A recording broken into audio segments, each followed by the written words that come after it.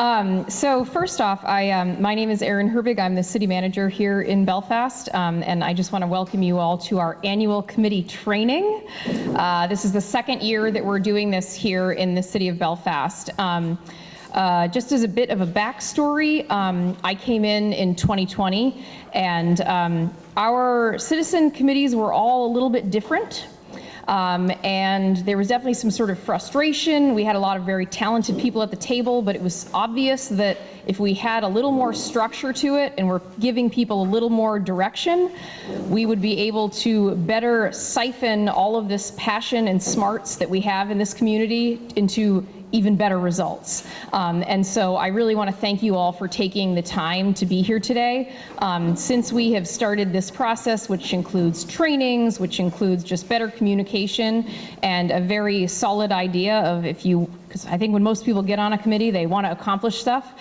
And if we have a process that enables that in the best sort of way, that's great for the city of Belfast and everybody involved. I also just want to say thank you for stepping up and serving on a committee.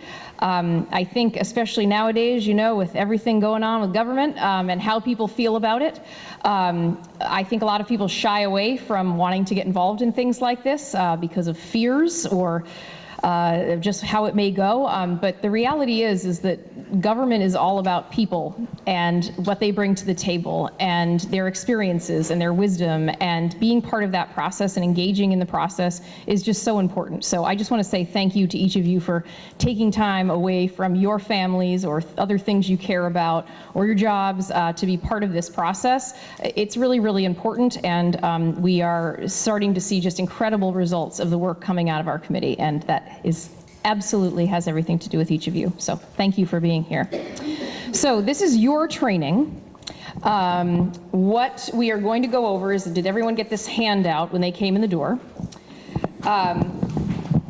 This is really just to go through how we're structured, how you're supposed to do things, how you get things done, why we're asking of you what we're asking of you, and how we can best work together. We will have a section at the end for question and answers, and I really don't want anyone to hold back.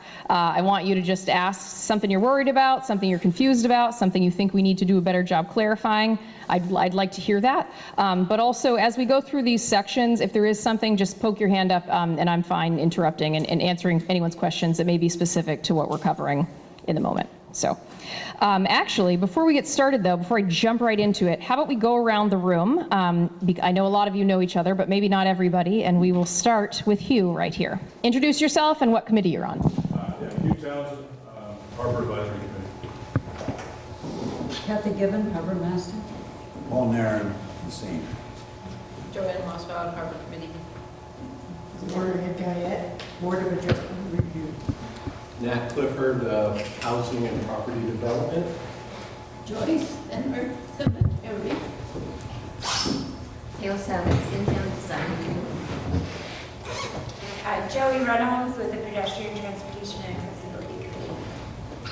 Paul Dean, City Council. Anna Furnett, Housing and Property Development Committee. Sharon Golden, Cemetery Trustees. David Aguirre, Parks and Rec Commission, Housing Development, and a few others.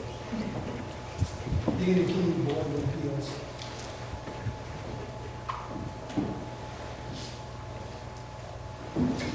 Oh, I'm staff. Do you want me to do that? Yes. Hi, everybody. Staff in the back. Pam Salakanga is Parks and Recreation Director. Alan Kaufman, Library. Angie Crosby, City Clerk. Bob Fournier, Planning and Codes Director. Joellen Warren, Deputy Economic Development Director. Andrea Butler, Housing and Property Development. Thomas Kittredge, Economic Development Director. Dave Summers, Climate, Energy, Utilities, Policy Committee. New word here. Patrick Walsh, Climate, Energy, and Utilities Committee and Board of Assessment Review. Jerry Brand, Climate Committee. Ken Ortman, Airport Manager. Dave Aldrich, Airport Committee. Ava Kelly, I'm City Manager's Executive Assistant. Molly Miller, Parks and Rec. Kaylee Stearns, Parks and Rec. Stephanie Matrek, Parks and Rec. William Ryan Airport Committee. Awesome, thank you all. So let's just go through some things. So city committees, something that's very interesting about all municipalities, if you find this stuff interesting, is that we are governed by a charter here in Belfast. And so this was a document that was written a long time ago that actually talks about our structure and how things are supposed to run. I will tell you that probably once a week I'm like, actually, let's look at the charter of how we're supposed to handle this. One of the things that is included in the charter is citizen committees. So the City of Belfast Charter outlines that the City Council shall establish the following standing committees: the Zoning Board of Appeals, the Comprehensive Planning and Review Committee, the Harbor Committee, the Planning Board, and the Board of Assessment Review. So there are actually just 5 committees that, according to our charter, we must have in the City of Belfast, in addition to the work of the City Council. Also mentioned in our charter is that the City Council may establish and appoint such boards, commissions, and committees not otherwise provided for in this charter, which it may determine to be needed from time to time. City councilors and city employees shall not constitute a majority of any board, commission, or committee not provided for in this city charter. City councilors or city employees shall not serve as the chairperson. So the City of Belfast currently has 15 committees. 10 of these are additional committees that have been established by the City Council over the years, in addition to the 5 that we've outlined in our charter. So those other 10 committees are Housing and Property Development, Climate, Energy and Utilities, Pedestrian Transportation and Accessibility, Parks, Trails and Recreation, Airport Advisory Committee, the Broadband Committee, Brownfield Selection Committee, the Cemetery Trustees, the In-Town Design Review Board, and the Library Board of Trustees. And it seems like we have great representation across the board today, so that is great. Those of you that attended, please bring this great stuff back to other committee members. So, what is the role in a city committee? Right? You're not the City Council, you're not the Planning Board, some of you are appeal boards, which are different than policy boards. So why don't we cover that? The City Council's intention in creating each of these committees is to have a group of appointed citizens that will research and gather information on particular subject matters in order to make recommendations to the City Council for consideration. City committees are designed to assist in developing policy and program recommendations to address each of these specific topics. So what is really cool, we've had a lot of interest in new membership post-pandemic, and we have just wonderful people with lots of experience who are applying before the City Council in each of these areas of expertise.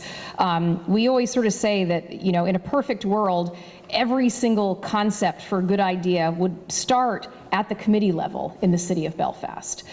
We've tried now to get city councilors to serve on these committees with you, to not be a voting member, but just to be there so they can be part of that process to see an idea from the ground up. I often sort of think of this like our city committees are kind of half baking things before then they can be presented to the City Council, because at the end of the day, the City Council is really the people who have the authority within the City of Belfast to make any policy decision happen. The Planning Board is a different kind of branch in our local government that covers permits and applications for different development and all kinds of different things. But the City Council is really focused on policies. And so that is how you all work together. So the things that our city committees have in common is that all of you are appointed by the City Council through the interview process. All members are sworn in by the city clerk, Angie in the back of the room. Terms expire on July 1st of each year or until a new member is appointed. Vacancies are advertised twice a year once before June and once before February each year. In the city of Belfast, we used to only advertise once a year for openings, and that was in June. The reason for that was because it's kind of pricey to put an ad in the paper, so you may as well wait until just once in the year to make all that advertising all at once. We were, particularly during the pandemic, we started noticing that there was a little bit of turnover in committees, and so the council decided to open this up twice a year. But so a question that I will get a lot is, well, we had somebody step down. I know this great guy. We could just throw him in there and it would be awesome. We actually cannot do that because we need to have the we need to give everyone in the city an equal opportunity to be able to apply for that vacancy. So it's not that we don't want to immediately place someone on your committee and you'll be operating a man down. What it is that we just want to make sure that everyone is given the same opportunity to serve on a committee, and that that way it's not kind of an inside process just because you know someone on the committee, you happen to get there. That's why we have these sort of open enrollment and periods, if you will. Each committee will select a set consistent day, time, and location for a consistent monthly meeting. This is because all of these meetings, because you are, as part of municipal government, you are underneath the City Council, you are part of this wonderful thing called the City of Belfast, all of our meetings must be public. Open to the public. That means that someone can sit in and watch what you're doing. They do not have the right to disrupt your meeting or speak at any time, but people need to be able to view that and see what you're doing. There is a lot of speculation about all of the backroom deals that happen in government. You hear that term thrown around a lot. We can't do things like that, and we don't, which is why all of our meetings are advertised with locations and dates, so if people in the public want to show up and see what you all are up to, they have that opportunity. Each committee may schedule a special meeting or a subcommittee meeting outside of the set schedule. Sometimes we do that with City Council, sometimes we do that with Planning Board, depending on workload. That is certainly a possibility if there is something that is time sensitive or is a really large issue that needs to be addressed. We also allow for subcommittees. I know right now that the Housing Committee has a subcommittee on a land bank that's very exciting. I know that our Parks and Trails and Recreation Committee has a subcommittee that covers the Harbor Walk and Rail Trail. It's nice because it allows those committees to just have a smaller membership to be able to dig into particular subjects just a little bit deeper. So you all have that flexibility. All committee members are encouraged to attend the city committee training in September of each year. We're running a little late, but we are in October, and we're happy that you're here. Each committee will elect a chair and a secretary at a meeting in August of each year. Typically, we have a turnover in the slate of your board in July, and that's when you start your new terms. And by August, we want to make sure that you have your chair and your secretary in place, so we know who to contact, so we know when things are happening, and that way we can make sure the public knows about it. One city staff member will be assigned by the manager to each committee to serve as a staff liaison for consultation and provide expertise. This is something that we kind of went through a reorganization with last year to make sure that each committee had a point of contact within our staff. And then each committee will conduct all business according to the policy for committees regarding filing of agendas and minutes, which was updated on April 4th, 2023. Thank you to Councillor Paul Dean, who is here in the room today. So also approved a little bit later by the City Council was that a minimum of 5 voting members and a maximum of 9 voting members, one of which can be a student. Up to 2 non-voting representatives from the City Council can also be included. I think, again, we have been encouraging our councilors to participate at the committee level, and I just had a councilor say to me yesterday that the committee work is actually the most exciting stuff that they do as a councilor, because you're really on the ground having those interesting conversations with all of you, and so it's a great way to kind of cross-pollinate between the council and your committees, have a better understanding. 3 voting members' terms are to expire on July 1st, 2024. 3 voting members' terms are to expire on July 1st, 25, and 3 voting members' terms to expire on 26, and continue in the same annual pattern, follow the expiration. What had happened on committees is that we were sort of having mass, we'd have like 3/4 of the committee all expire in the same year, which sometimes ended up making so wisdom was lost, and whether that had to do with the topic itself, a particular project you were working on, or just the procedure of how the committee is run. This would just allow for a more smooth transition from year to year, because you don't ever want to lose anything in that process. Each committee will conduct down here. All right, the City Council will meet at least once a year with each city policy committee, or as needed. This is something that the City Council is meeting with the Harbor Committee before. We typically do this before a council meeting from like 6 to 7, if there is a particular subject matter that the council would like to, that the committee would like to discuss with the council. The one that we are talking about with the Harbor Committee is going to be cruise ships in Belfast and how that impacts our harbor.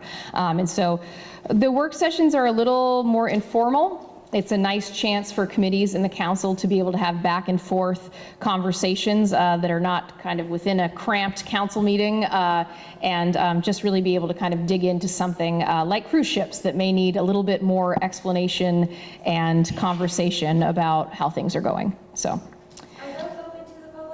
Those are also open to the public. Yes, they are. Yep.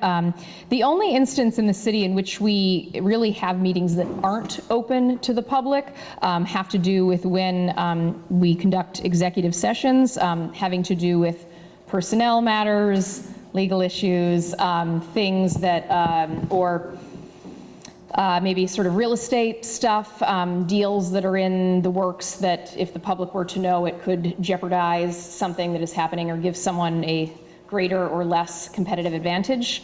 But actually there are only 4 scenarios under the Maine Constitution in which you can meet, and they have to be very specifically laid out. Typically that doesn't happen at the committee level. It's really just because you're mainly focused on policies and not the really weedy stuff that the City Council gets to cover.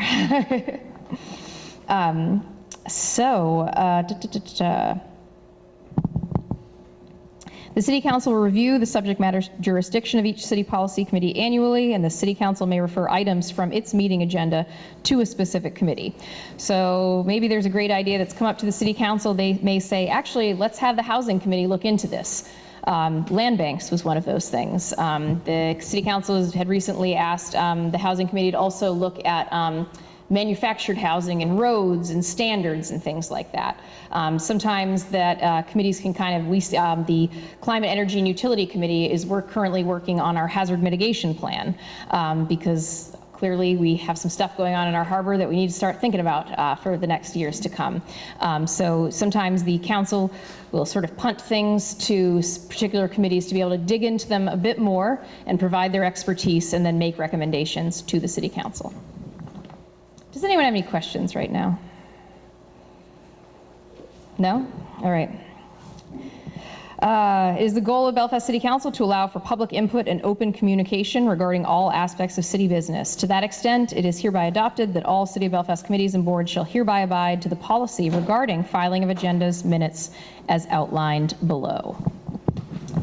So I am going to turn this over to Ava, who is the executive assistant in my office. She is also your, in addition to you have your subject matter liaison with your committee, but Ava is the person in our office that if you want to schedule a room for something, if you want to try to set up a joint session with the City Council, if Ava is your point person. She's also your person that you file your minutes with, meeting times, and she will review that with all of you. So I'm going to turn it over to her now.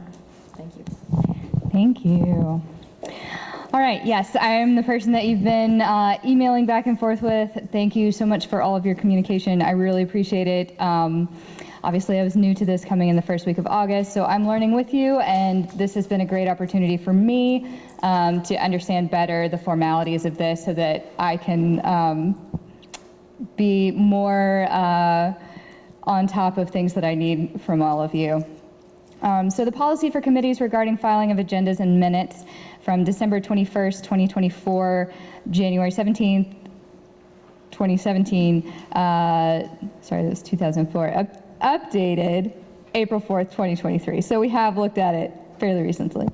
It's the goal of the Belfast City Council to allow for public input and open communication regarding all aspects of city business. To that extent, it is hereby adopted that all City of Belfast committees and boards shall hereby abide by the policy regarding filing of agendas and minutes as outlined below. So that's our biggest goal with these agendas and minutes, is to make sure that the public is aware of what our committees are working on, right?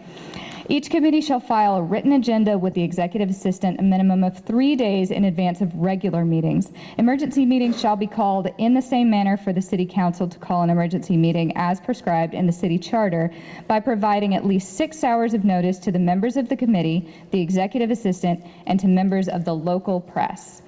And I can help you out with that as well. So if you need to call an emergency meeting, you get in touch with me. I have our press contacts. That's easy for me to do. For the agenda, you must include, but does not have to be limited to, the name of the committee, the date and time of the meeting, the place of the meeting, that it is open to the public. A section that is open to the public, and the subject of the meeting and or the topics to be discussed. The executive assistant shall distribute and archive copies of the agenda via post on the city website and physical file in the City of Belfast manager's office. Specific distribution is available by request. If there's somewhere that you need me to send that agenda that is not one of these places, please let me know. So there are 2 places on the website that you can get to these agendas. There is at the bottom of any page, the bar that always comes up that says agendas and minutes. You can find it through there. And then also, if people are looking at your meeting on the calendar version, there is also a link that will open the agenda in a separate page as well. We'll talk more about that open to the public section in a bit. For your minutes, those will be drafts at the end of your meeting. That is considered a draft of minutes. So draft minutes will be approved at the next regularly scheduled meeting, and the approved minutes will be filed within 3 business days after their approval. The minutes must include, but shall not be limited to, the name of the committee, date and time of the meeting, place of the meeting, names of members in attendance and any member absences, the information from the open to the public portion of the meeting, action on any agenda items and or topics including any votes taken, brief description of topics discussed and or statements to be made for the record, date, time, and location of future meetings if they are set, and approval of previous meeting minutes. So just to talk about minutes, because this has been something that's a little bit of a sticking point for me, is that I need to make sure that I am posting the approved minutes for the public.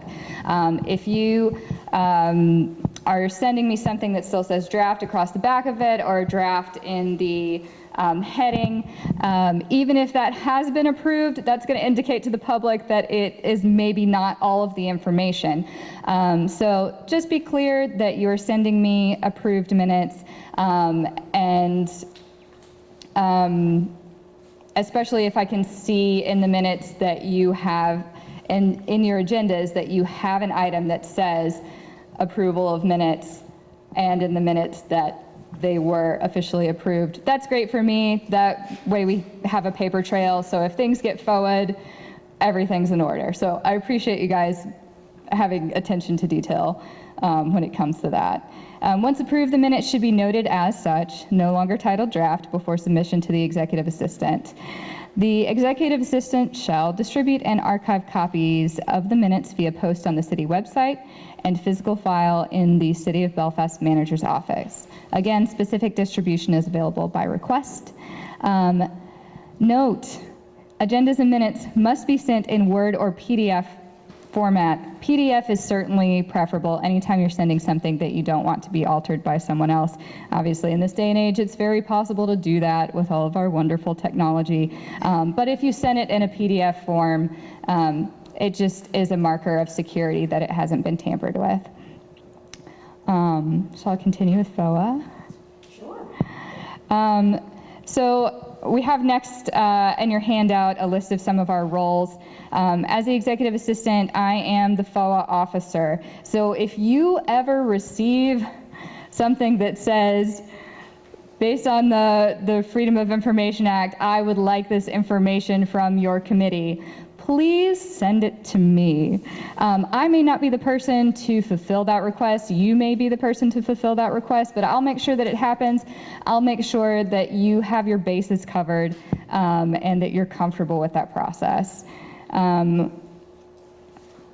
I also am the person to send your agenda and minutes to, any website content that needs to go up, and please contact me for room reservation information. If you are trying to find days and times for meetings, it's important to be prompt about getting back to me. I can't hold spaces for everyone's meeting, so if you've pinged me about 5 or 6 dates and times and you're waiting on a collection of people to get back to you about those dates and times, they may be gone. So please be prompt if you're trying to schedule something outside of your normal time. October filled up very quickly. All right. Council meeting and agenda item request. The staff liaison is going to coordinate with Deputy City Manager Amanda Cushman in order to get those all set for you. In terms of council work session requests, the same procedure. Budget requests for committee projects must be submitted before February. I'm ready for the weekend, can you tell? It's Halloween. Must be submitted before February 1st to the staff liaison for coordination with city administration. All right, this was a specific question that people wanted to know after we sent out the invitation to this training. FOA requirements for access to public proceedings. Obviously, the minutes are a big part of making sure we're including the public in what we're doing, but what you are doing in your meeting is a public proceeding. Therefore, it needs to be open and available to the public. This includes any meeting of a municipal board, committee, subcommittee, commission, or panel where the transaction of any function affecting citizens is made. Public notice is required in ample time, manner, reasonably calculated to notify the public. Emergency meetings, notify the media. The public has the right to attend and observe your meetings, take notes, record, and televise. So if somebody walks in and they've got you on their live stream, on their cell phone, that is absolutely their right. They have right to space to be there. What they do not have the right to is to disrupt your proceedings. That is number one absolute no-no. If they are interrupting your ability to go through your agenda and discuss the business that is on your agenda, then they have overstepped their bounds. Technically, the public also does not have the right to participate or be heard, except that we have decided as the City of Belfast to extend that right to them in our meetings. This is the case for our City Council meetings. We have an open to the public section at the beginning and end of every meeting where the public is invited to speak. We have specific requirements for that. It's 3 minutes. And if, as you'll notice in our agendas, there's very specific language about inviting to identify themselves and speak about any topic for the City Council. The invitation for committee meetings, ideally, is to speak about topics relevant to that committee. Giving a time frame for that is a great guideline, something that was also recommended in my training. So you do need to include an open to the public agenda item in your meetings and a forum for people to speak with you. That's something that the City of Belfast values very much, and I believe you as committee members probably also value input from others in the community. I serve as the FOA officer for the City of Belfast. I've gone through my initial training for this. I have a little bit of experience with it because I used to work at a law firm in New York. But if you have any questions, I have resources to get more detailed answers for you. And like I said, if you ever receive anything asking for something based on FOA, and the acronyms are FOAA or FOIA. If anything says that, please send it my way. We definitely need to have a record that it was sent to us and ensure that things are done in a timely manner. And that's all I have for you. Thank you, Ava. All right, how's everybody doing? I know that some of this is dry, but it's important. Ava just touched on, she is your, I think the big thing that I want committee members to know is that you are never out on your own dangling in the wind. Like, there is always a staff member in the city of Belfast that is here to help you. If it is sort of more general things about your committee, please reach out to Ava, and she will at least, if she can't help you, she will at least get you to where you need to be. Or your liaison to your committee is another really good resource, although that is sort of more policy directed. So we have committee staff liaison assignments around here. Everybody was already introduced.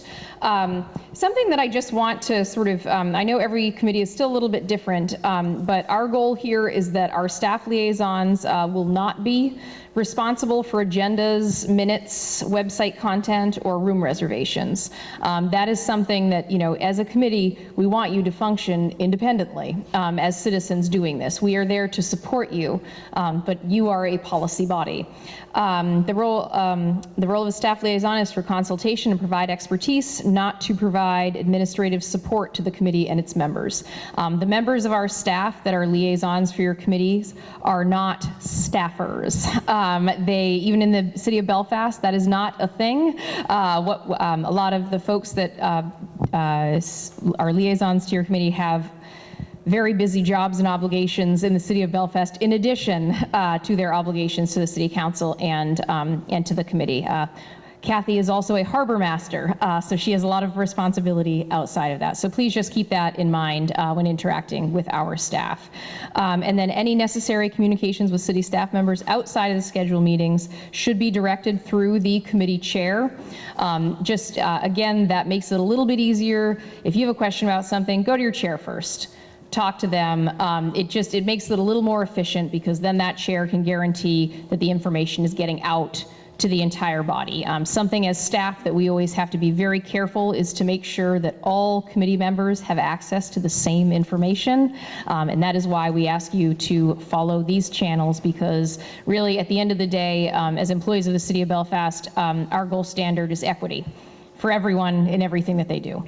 And so we want to help us make sure that we can make that possible, so we can help you make all the awesome ideas that you have come into happening. So those are the things that I had to get through to meet our obligations, to make sure that everyone had the information that they needed, so you knew what you needed to know as you become a committee member or have been serving as one. What questions do people have? Yes. What's the Brownfields Selection Committee? Yes, Thomas, do you want to talk about that a little bit?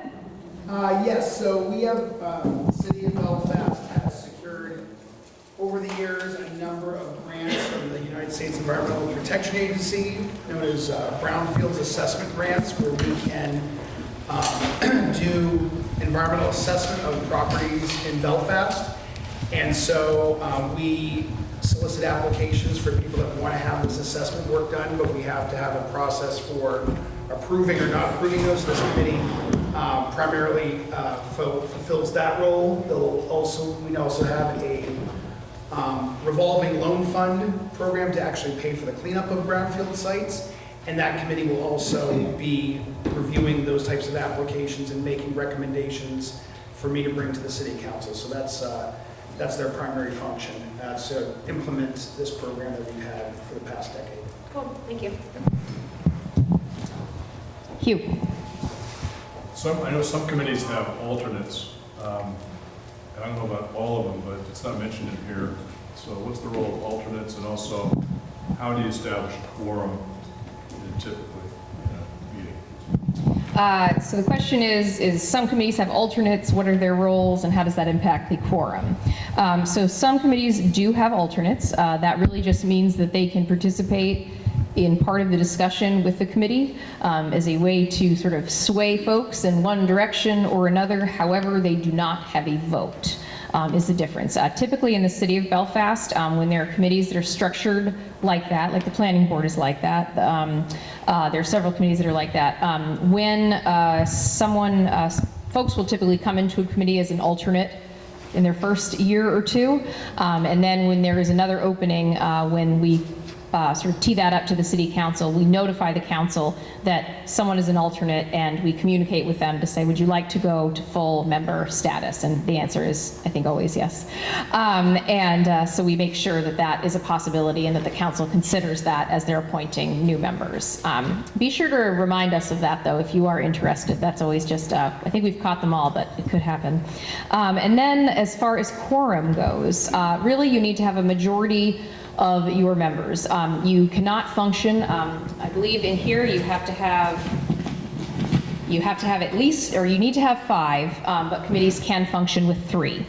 Actually, interestingly, you can have 4 people there as well, but if you have a 2-2 vote, that means the motion fails. It's sort of like you have a 4-person meeting, but it's actually just like having 5 people there because the threshold is the same. So something to think about. But if you do have an even number there are ways to get around that. Basically, you need to have more than half to be able to have a motion move forward. So if regular members aren't there for a full committee, can the alternates vote on particular issues? I was to say, actually, I don't know the answer to that. Bub, do you know the answer to that? So, for planning board, yes, is the answer. So associate, they're actually called associate members of the planning board, and they vote if there are not regular members there. And then for the zoning board of appeals, there's also an alternate that can vote if the other members aren't there. I'm not aware of other alternate members in other committees, though. Parks and Rec has one. They do. Yeah. We have used our alternate to bring up our quorum. To bring up your quorum. Yeah, and you'll have that opportunity to someone doesn't show up, we just have them step into that position. Thank you, Joanne. Yeah, so you can, in the event that you do not have a quorum, an alternate or an associate member can be used to get you up to your quorum number and can participate in votes. So I think the big thing with committee work is making sure that everyone at the table feels comfortable. Is really the thing. And we do leave it to you all to a certain extent to, I always say, err on the side of responsibility, or transparency is really the way to go. But in making sure that everyone in the room is comfortable with what's happening, that's a big thing. So, yes, Dana. I've been visiting a few folks. They want to know about a charter commission. And some people are real happy with their taxes. And they said, we want to talk to the city council. They're not listening. So we need a charter commission. Tell me about that. A charter commission, yes. So how the charter is changed in the city of Belfast, we don't have a charter commission within our current charter. Decisions, nor do we have a budget committee in our charter. The city council handles all of these matters. And so if the council has discussed at some point doing changes to the charter, but what that requires is kind of all sorts of edits, and then it actually needs to go out to referendum to make, so if you wanted to have a charter commission, the charter would need to be amended, which would need to go out through a referendum vote. Could you tell us, since you're being filmed, how to do that? Dana, this is super comfortable, yes. I'm having a great time, is everyone else? But they're quite interested in that. I mean, I've heard that probably 100 times in the last 2 days. Wow, yeah. Because that's a lot of interest, absolutely. They don't know how to talk to the council. They're kind of aloof. You know, I don't mean that in a bad way, but they don't, some people are losing their homes. They're going to have to sell them, they're going to have to make decisions. Yeah, well, we certainly don't want that. I was going to say the city, yeah. Explain to them so they could form a charter commission, what they gotta do? What they would need to do is they would need to offer a referendum vote, which they can go into the clerk's office to talk about that. It is a process in which you need to gather a number of signatures to essentially get it on the ballot to amend the charter. I would also, you know, I think also our counselors, you actually have one right here in the room today, who is fabulous, and I know always takes phone calls and emails from people. So, or you could just talk to him right here. He's 10 feet from you. So I think that's a good place to start. But it is a referendum process. Angie is no longer here, so going to visit the city clerk to talk about what that referendum process looks like. I will say that the sort of threshold for amending the charter is very high. And for good reason, because they're big changes. But the City Council has talked about amending the charter, but it's sort of been felt like, there are some very basic things that need to be updated. And so the idea was that we would sort of wait until all of the changes could be encompassed. It's a really big move when a city actually amends their charter. It's typically a year-long process to go through the hearings and city attorneys and making sure that you're thinking all of these things, because it's a big process to go through. One that we have expressed interest in doing, but sort of rather than, you don't want to just pick it up for a small item at a time, it's better to do sort of in wholesale. So that's what the City Council has been talking about. But if you just wanted to focus on a charter commission, that would be something that you could reach out to the city clerk to talk about the referendum process. And if you have any other questions, please reach out to my office. Like we're happy to help. So. Ned. Yeah, I know I'm not on a committee, but I think about committee meetings, and sometimes they are having a great time, but they would like to, let's say, adjourn the meeting and rejoin, get together at Rowley's to discuss things informally.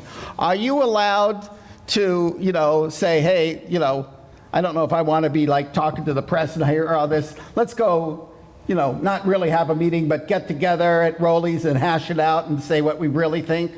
Yes. So the question is can you go hang out at Rowley's and discuss committee members or committee matters? No, you may not. Really, it depends on how many of you are there together.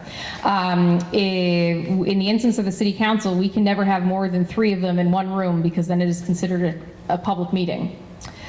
Or you can have 2, but you can't have 3. Or you can have 2 in the mayor, but because he doesn't have a vote. The same goes for committees. So you can't have more than a majority of your membership together talking about business that has to do with city business. If you all happen to be at the same holiday party and you are talking about your kids and things of that nature, totally fine, but it is something to be cognizant of. The other thing, not talking specifically about bars, Ned, but talking about email, another issue that does occur is that nowadays it's so easy to just say, oh, well, I'll just send a committee or an email out to all of my committee members.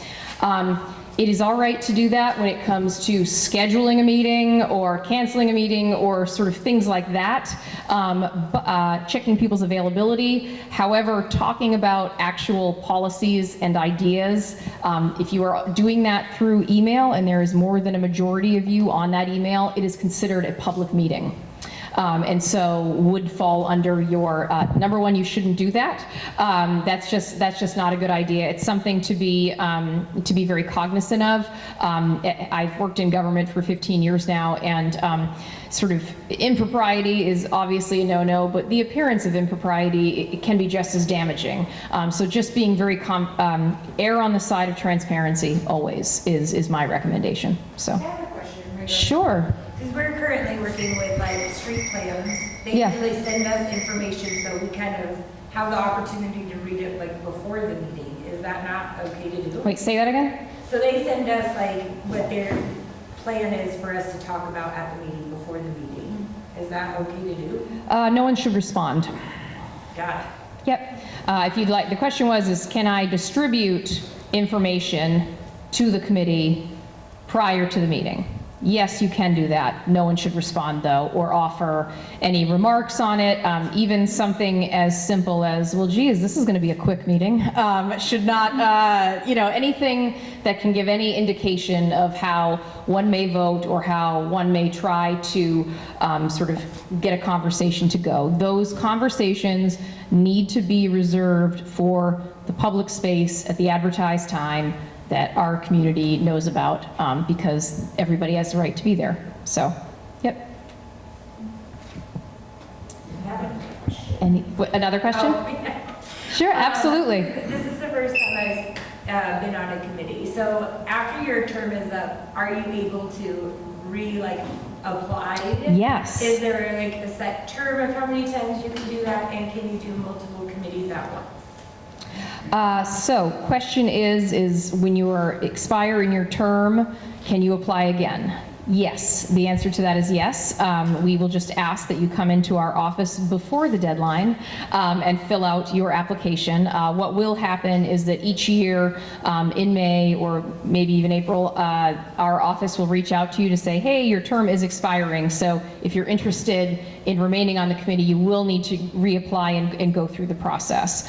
So it's, again, fill out your application, turn it in. We do not have any term limits on most of our city committees, with the exception of, I believe, the library trustees, actually, I think have you can only serve like 2 consecutive terms, but they have 5-year. Cemetery trustees are a little bit different. Our charter committees are just a little bit different. Some of the rules are spelled out a little bit differently in the charter. And so that's one that's a little bit different, but does that make sense? And you can do multiple committees? And you can do multiple committees at once. Nothing prevents you from doing that in our charter, in any of our policies. You'd have to be selected by the city council. And however, there are certain committees that just don't mix well together. We try to think about that. Obviously, you can't sit on the planning board and the zoning board of appeals. There are certain things like that, but we'll catch that in our office if anything is in conflict and just not a great idea. So, yep. Dana. Last question on the charter. Could 3 councilors form a charter commission? Not that I am aware of. So they would have to form a charter commission, would have to go to a ballot? Well, I was going to say, yeah. 3 councilors can choose these other committees. Why wouldn't they be able to do a charter commission, 3 councilors? To be honest, I don't know this answer to this question right here standing in front of you. I haven't actually ever, since I've been city manager, it's been almost 5 years, I haven't received questions about a charter commission, but you know what? I can get that information to you. Paul. It may be in the charter. It probably is in the charter, and it's actually kind of a binder. I don't have a pocket charter that I can just pull out and reference, but I can certainly look into it, and we can get back to you. So, yep, happy to do that. Joellen. So there was a question about risk and liability at a couple different committees. Yes. And everything you said minimizes your risk and liability. If you're transparent, you follow your minutes and agendas, you have it open to the meeting section of your agenda, you pretty much are following all the rules. I think one of the questions was several committees are hiring consultants and projects that are either funded by grants or projects out of the budget line item. Often we ask committees to help us as staff liaisons or project managers to help us maybe evaluate or set up criteria for what the project looks like, the criteria. And so, you don't assume certain liabilities if you're reviewing them and giving a recommendation. Again, you're a recommending body to council, so everything has to go up to council, and council's on the hook for the ultimate vote. But they will be looking to committees for recommendations as well as staff. So oftentimes, staff takes in recommendations, does the formulations, does a memo to council, and can answer their questions. But really, that's what the committees are useful for in one of many ways, is helping staff communicate desires and needs and goals and priorities to council. So that's what, if you have questions, certainly ask your staff liaison or the city manager's office if there's any questions. But we value your input. That's why you've been appointed to these committees. So I just wanted to, there was a question about that on a previous committee member. Good, thank you. Good question. I also received a question the other day regarding like sort of legal liability. If you made a decision at the committee level and this ended up sort of backfiring and made someone very upset and they wanted to sue the committee if this, or they named you, I have not seen that. That is a very unusual situation. It's hard for me to imagine what that would look like, although I certainly understand the concern. And so the response to that is that as serving in your function as a city committee member, and decisions that are made there are covered by the city's liability insurance. What you do at Rowley's on the weekend, no, we do not cover. So that's on you. So,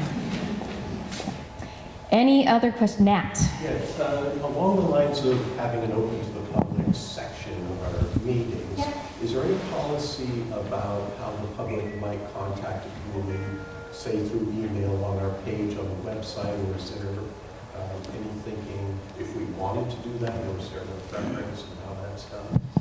The question is how can citizens contact the committee and sort of be encouraged to do that? That is actually something that we're sort of thinking about a little bit more right now, just because our committees have become more active. We have a certain number of email addresses in the city of Belfast, so we sort of can't, and it's a per basis sort of thing, and our committees make up another sort of 80-something people. So I think what we can do is we are always sort of reluctant to put we don't put your information in public places. We just don't. But what we can do is offer email addresses for folks to be contacted on the city website. That's fine. But at this time, we do not offer email addresses for city committee members that fall under cityofbelfast.org. So, good question. And if there's any other additional information that your committee would like to have posted online, reach out to Ava. We're happy, or if you see something that is incorrect or it's an outdated report or something like that, please feel free to reach out to us. We want the information to be accurate and very representative of all the good work you're doing. So if there's something that just needs some tweaking, please reach out to our office and let us know. We like to hear from you on that stuff. Dana, yeah. Could you put that on your website or something? Tell them about how the citizens could talk to a charter commission. I mean, I forever I thought 3 councilors have the power, but maybe 5 to make a charter. But I think that I've read that 10% of the last election can start a charter. That's quite a lot of folks. You've got to get 200 or 300 people together. For a referendum, yes. And if the council could do it, and that the folks seem to be kind of up in arms about what they're going to have to pay to live in Belfast, which this is a beautiful town. It sure is. But what I'm saying is they got to get something off their chest. And the election's going to work, but there may be more to that because we got good candidates that are in office right now. We do. And good ones that are running. But they may not listen to you once they get elected. So what I'm saying is that would be something that you could put on your... The city charter is on the website, and I suspect this is outlined as part of that process. So you should see our city website and the amount of information that is on there. It is wild. It is so dense, and there is just so much information. But our charter is right on the website, so that you can look at it. So absolutely. It's simple, so they would know. Oh, it is pretty simple. You can actually just go right to the charter, and you can actually, it has a search, so you could write Charter Commission, and it would pull it up. Nobody seems to be able to answer whether it takes 5 councilors or 3. I'll be able to answer that question for you. If you could just give me, like a little bit of time to go back to my office after this training and look at the charter, and I will have an answer for you. How does that sound? Great. Any other questions? No? Well, thank you all very much for your oh, Pauline. Could I make a statement? Absolutely. Soft spoken, could I use the microphone? Absolutely.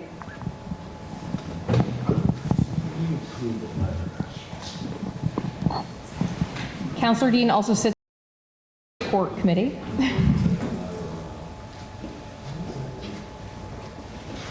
Thank you. I'd like to thank each and every person that's on a committee or board for being here today.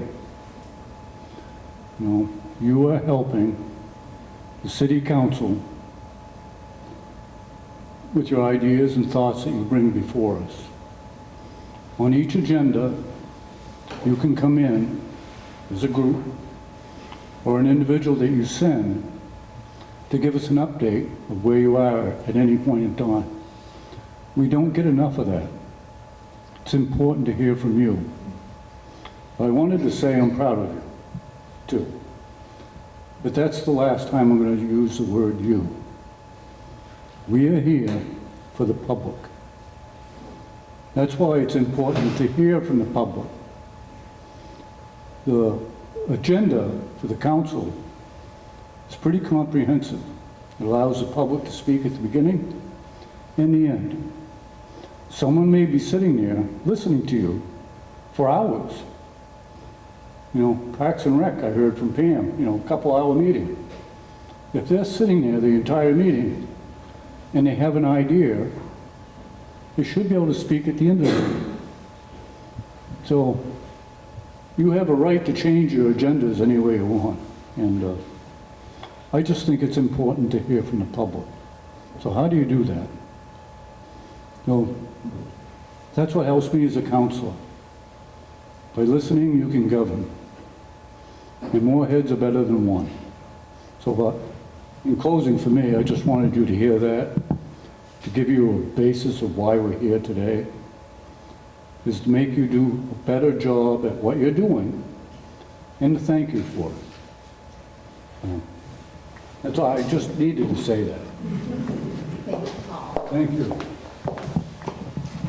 I have one other question. Joanne, yeah. Along those lines. Absolutely. So, you know, over the years, people have come up to me and said, hey, you're on the harbor committee, I gotta talk to you about something. And sometimes they just do, but I always say, you can come to the meeting. Yes. So, I mean, typically, when someone comes to me, I go right to Kathy and say, this is what I've heard, and we have a communication section in our meeting, but I don't know if there's anything else I need to do with that. You know, we talk about whatever the issue is at the meeting. I always bring it to the meeting, and then, but, you know, inviting them to come to the meeting to talk to us and to see what we had to say about their issue. Yeah. That happens to other people who are on committees. Yeah, Joanne was saying that, you know, sometimes people will just bump into her and sort of say, bring up an idea, and she said she'll encourage them to come to the meeting.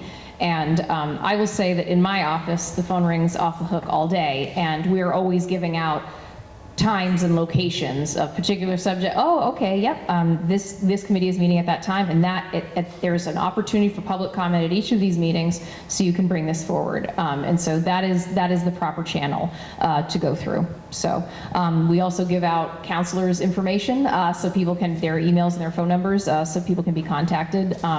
But I think that as the chair, as a member of the committee or the chair of the committee, you absolutely have the right to place anything on an agenda that you see fitting. You know, that is how everything comes to the council agenda, is that a citizen usually contacts a counselor.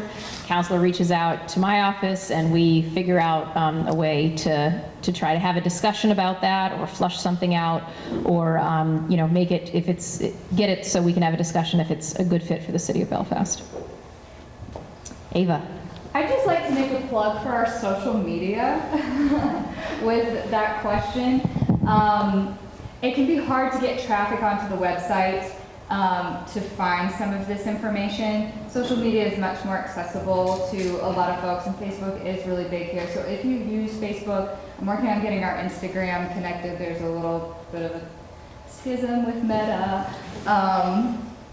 what my ideal world would be that there's a post that goes up every day that there's a meeting happening about which committee it is, what time it is, and where it's located, and I can ultimately set up those to go up automatically.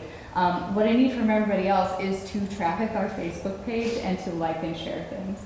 And I've worked with the Pedestrian Transportation and Accessibility Committee for trying to collect information for their survey and things like that. So that's another service that I can offer to all of you, especially if you're trying to pull the public for information. I can craft a social media campaign for you, and yeah. So please, if you use social media, help us get more traffic there. It will help disseminate information through the community, which, like Paul said, will help. What's the page about? Like, what's the page? It's City of Belfast. Okay. Yep. Any other questions? Well, thank you all very much again for your service and for your time. And we'll have staff